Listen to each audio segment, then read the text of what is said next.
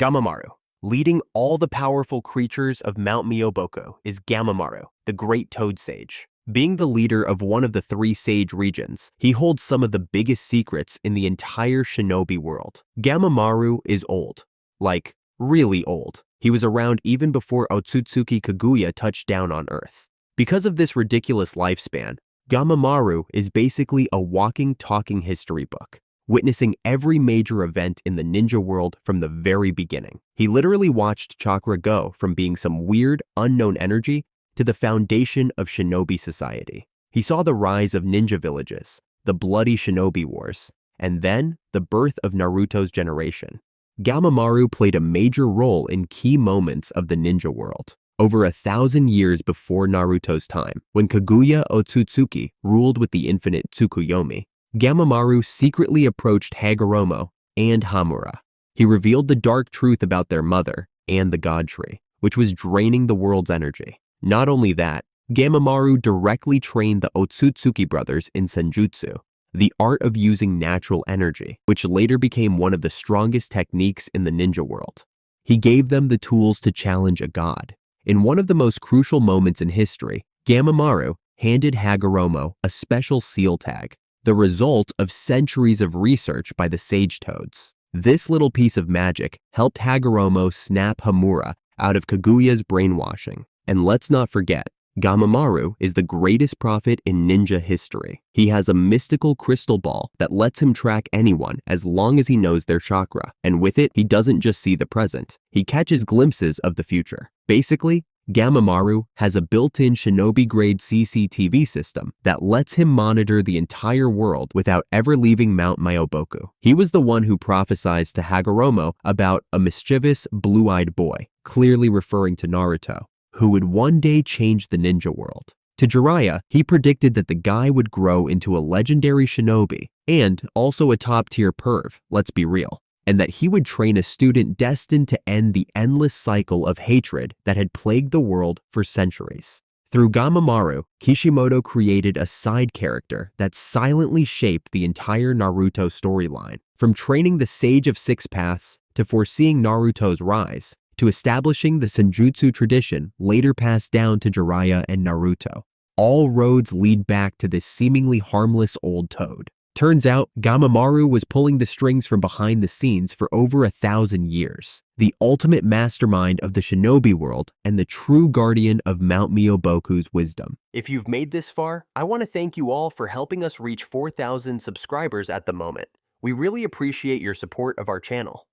Our next goal is 10,000, and while we know there's always room for improvement, your feedback means a lot to us. We still need your support, so if you haven't subscribed yet, please do it. Thank you for enjoying our video.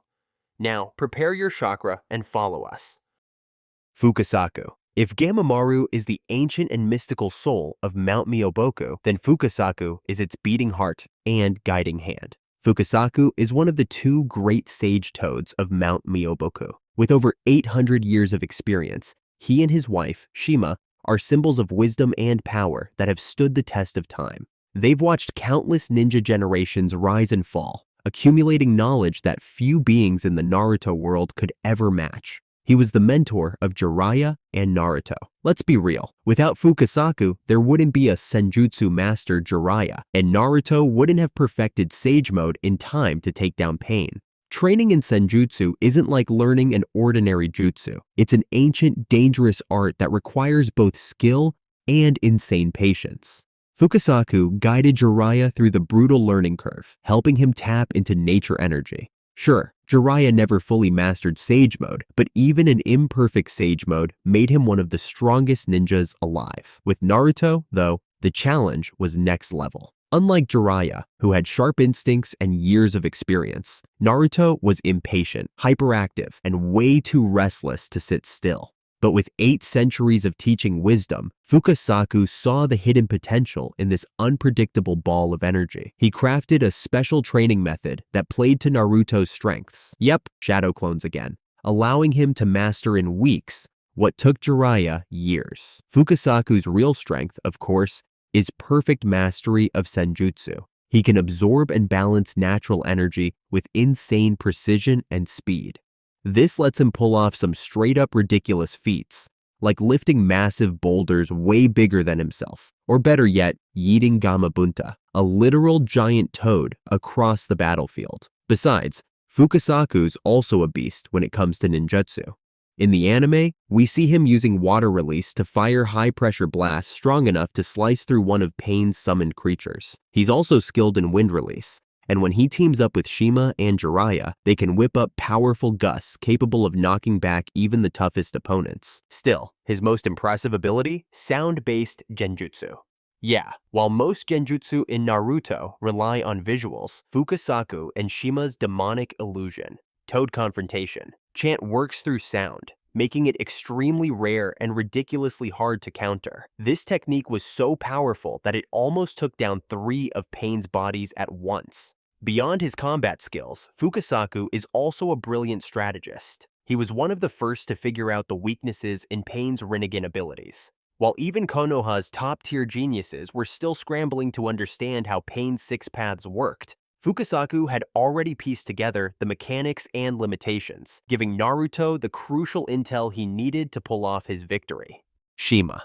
If we're talking about Fukasaku, we have to talk about Shima too. Known as the Mother of the Toadway, she and her husband, Fukasaku, formed the legendary 2 Great Sage Toads. As disciples of the Great Toad Sage, these two are the perfect blend of raw battle power and top-tier strategy. Absolute pillars of the Myoboku Toad clan. Now, when it comes to fighting, Shima is stacked with abilities. She's a Sage Mode master. She can extend her tongue over 10 meters and spits out corrosive mucus from her special toad warts. Pretty wild. Her teamwork with Fukasaku and Jiraiya is very impressive, especially with their fire release, Toad Oil Flame Bullet.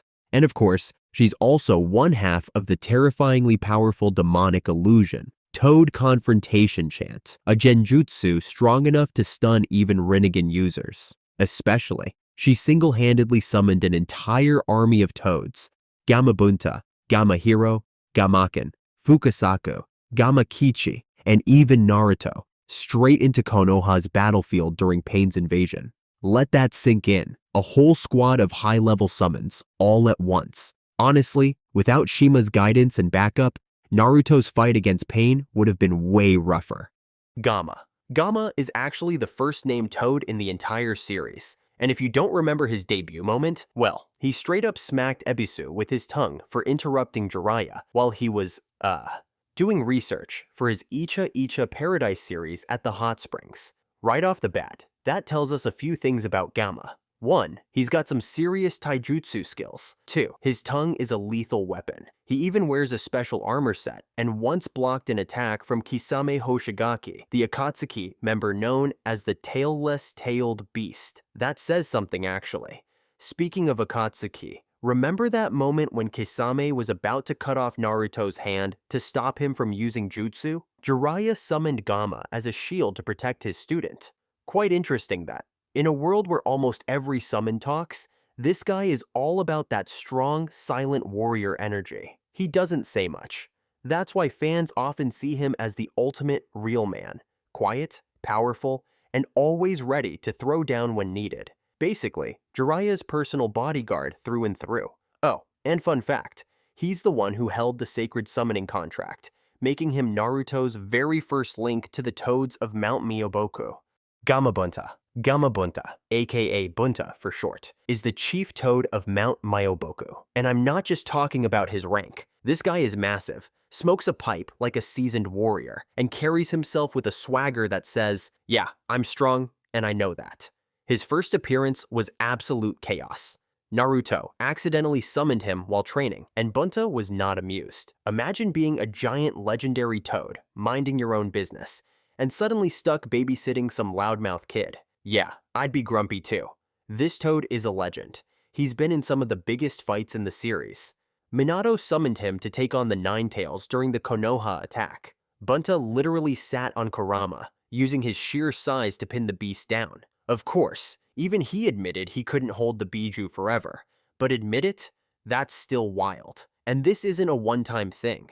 Gamabunta has squared up against some serious threats, like Manda, Orochimaru's giant snake, back in the Second Ninja War. And of course, the epic showdown with Shukaku when Gaara lost control. Just insane. He, big enough to fight against Shukaku, sliced off one of Shukaku's arms with his giant tanto. Unlike most summons that show up for a quick attack and disappear, Bunta actually sticks around, fighting till the end and making real tactical decisions. Now, let's talk power. Bunta is the full package, brute strength, elite combat skills, and high-level ninjutsu. He is very good at swordsmanship. He wields his tanto like an absolute pro. In addition, Bunta also has water-release jutsu with insanely strong water pressure. And let's not forget his Toad Oil Flame Bullet, a devastating combo attack where he spits oil that his summoner can ignite into a massive fire blast. And for a guy the size of a beast, Bunta moves shockingly fast. He can leap out of deep pits, dodge incoming attacks, and even pull off aerial combos like a ninja. That's crazy agility. At the end of the day, Gamma Bunta is one of the most well-rounded and tactical. His raw power, versatility, and ability to work seamlessly with his summoner put him right up there with legends like Manda and Katsuyu. If you need a summon that's gonna fight to the last breath, Bunta's your guy. Gamaken. Gamaken sounds a bit odd, right? His first appearance was when Jiraiya summoned him to face off against Pain, and what we got was a massive warrior with destructive power, but also a surprisingly humble attitude. That signature line of his, "I'm not that good at this," really stuck, making him a perfect contrast to Gamabunta's cocky swagger or Gamahiro's calm demeanor. Well, he's the modest warrior of the bunch. Now, let's talk about his combat style. Gamaken is a master of close combat, wielding a Sasumata, a kind of spear with 3 prongs, and a Sakazuki shield. The way he swings that Sasumata is like a deadly dance, cutting through the battlefield. As soon as Gamaken steps onto the battlefield, that self-doubt vanishes, and he turns into a battle machine. Let's talk about some of his epic moments. During the fight with Pain, Gamaken single-handedly held off multiple summons, buying time for Jiraiya to call on Fukasaku and Shima, which was a crucial moment that set up the whole battle. He was actively playing a pivotal role in the fight. And let's not forget that he helped defend Konoha alongside Gamabunta and Gamahiro. Yeah, teamwork. Even when facing Pain's multi-headed dog, Gamaken kept his cool, warning his teammates about the dog's special abilities. Moreover, Gamaken's endurance is quite impressive. During the defense of Konoha, he took a ton of bites from Pain's dog summons and kept fighting. Unfortunately, his tough luck caught up to him when Daivapath used Shinra Tensei, sending Gamaken flying out of Konoha and knocking him out after crashing into a mountain. Tough way to go. Gamahiro. Gamahiro, the giant toad from Mount Myoboku, is one serious fighter. This guy stands out with his massive swords and a combat style that's all about precision. No wasted moves. The first time we saw him, he squashed a giant snake from Orochimaru. Yeah, when you're that big, you can do that. What makes Gamahiro so special is the perfect mix of raw power and swordsmanship. In the fight against Pain, he sliced up the giant ox into pieces with impressive accuracy, all while holding his own against the multi-headed dog for a long time. Unlike Gamabunta or Gamaken, who always have something to say, Gamahiro is a man of few words. But when the 4th Shinobi World War rolled around, he came back with a bang. He wiped out White Zetsu and helped guard the battlefield, proving just how reliable he is as an ally to Konoha. This guy's the real deal, and while he may not be the loudest, he sure knows how to make his presence felt when it matters most. Gamakichi. Gamakichi is the eldest son of Gamabunta, and trust me, his journey is pretty wild. When he first showed up, Gamakichi was just a tiny frog who loved to argue with his little brother, Gamatatsu, and constantly begged for candy from the people who summoned him. That's a fun contrast to his father, the mighty and intimidating Gamabunta. But yeah, Gamakichi didn't stay small for long. Eventually, he grew up and got as big and strong as his dad. When it comes to fighting, Gamakichi shows off the perfect mix of his father's legacy and his own natural talent for senjutsu. He's a master of the tanto, just like his dad, and has some seriously impressive jumping skills. But what's even cooler? He's been sensitive to natural energy since he was a kid. That's what makes him the perfect partner for Naruto, especially when they're facing off against enemies who can mess with regular chakra.